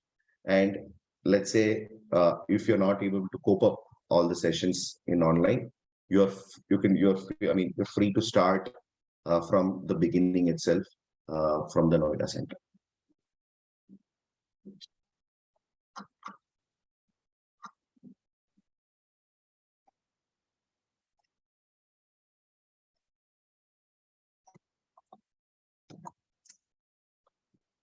Great, guys. I can still see a few attendees. Not sure. You guys, if you don't have any questions, you can drop off. If you have left your questions or anything or one-on-one counseling session, my team will definitely get back to you within 24 hours from now. Or if you guys have any questions or if you want to ask any question, you can raise your hand. You can probably speak as well.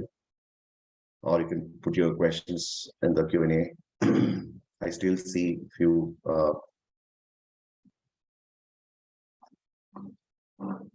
students.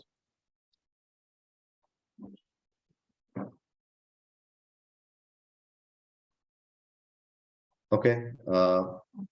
Thanks everyone for attending and also staying because we were supposed to wind it up by 1 p.m. but it went a little over. But still, thanks everyone, and thanks everyone for asking very good. Some questions were very unique, so thanks for that. So we will connect with you soon. Thank you. Thank you, everyone.